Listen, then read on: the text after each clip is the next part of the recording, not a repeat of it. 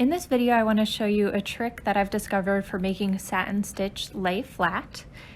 So here I have an embroidery that I'm working on. The satin stitch sections aren't very big in this, but this video still illustrates what I would do regardless of the size of the satin stitch that you're working with, if it's a really long section or a short one like these.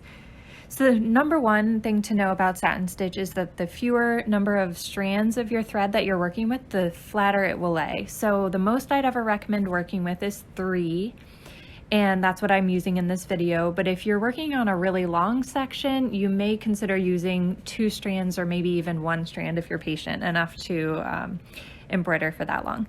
So again, here I'm working with 3 strands of thread. All right, as I'm making my first stitch, I am pulling pretty quickly from the back to the front of the embroidery piece, but as I'm moving from the front to the back of the embroidery piece on the other end of the stitch, I go fairly slowly. I keep my finger under that thread so that it doesn't pull all the way through. And before I do pull it all the way through, I untwist the 3 strands that I'm working with, so almost so that you have 3 separate strands. You want to be able to see them all lined up, not twisted at all, before you pull that all the way through. And then when you get to the other side, move your hand to the back of the embroidery piece, so you're holding the back of the thread, and use your fingernail to just straighten those out.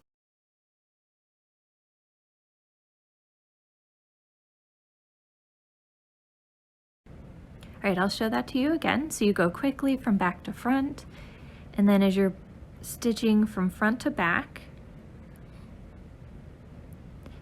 pull the thread through, but keep your thumb under the thread so that it doesn't go all the way. And then before you pull it all the way through, twist it so that they're all laying flat, and then pull with your nails from the front to the back.